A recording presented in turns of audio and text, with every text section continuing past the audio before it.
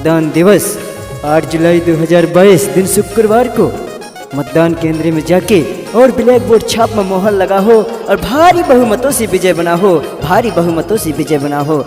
Black board छाप जिंदाबाद, black board छाप जिंदाबाद।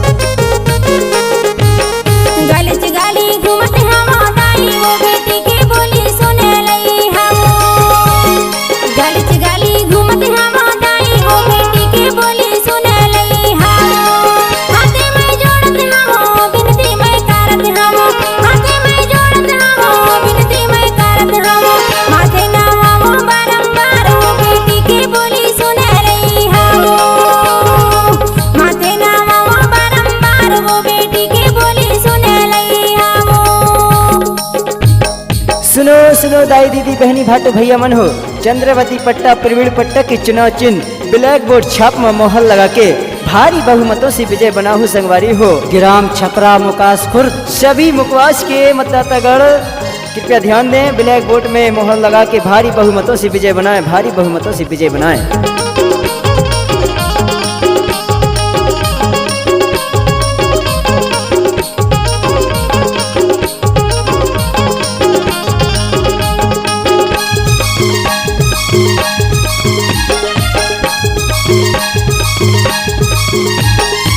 चंद्रवती पट्टा खाड़े प्रत्याशी दीदी, चंद्रवती पट्टा खाड़े प्रत्याशी दीदी, ब्लैक बोर्ड में संगी मोहर लगा हो रे भाई। झोली फैलाए खड़े हम वो बेटी के बोली सुने लई हम, गली गली घूमत हम दाई वो बेटी के बोली सुने लई हम।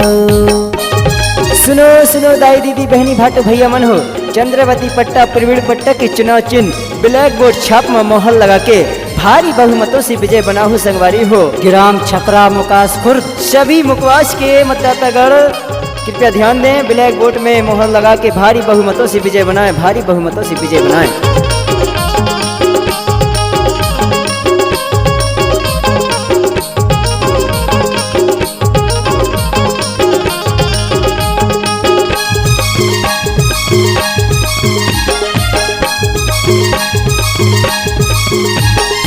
दाई औ दीदी बहनी भाटो मर भैया, दाई औ दीदी बहनी भाटो मर भैया, ब्लैक बोर्ड में संगी मोहर लगई हा।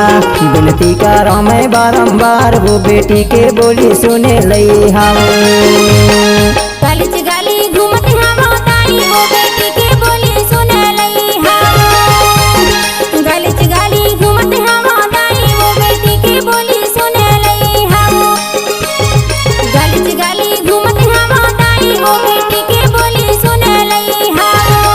हाथे में जोड़त हम बिनती मैं करत हम, हाथे में जोड़त हम बिनती मैं करत हम, हाथे ना हम बारंबार वो बेटी के बोली सुने लई हम, माथे ना हम बारंबार वो बेटी के बोली सुने लई हम, गली गली घूमत हम दाई वो बेटी के बोली सुने लई हम, बेटी के बोली सुने लई हम, बेटी के बोली सुने लई हम।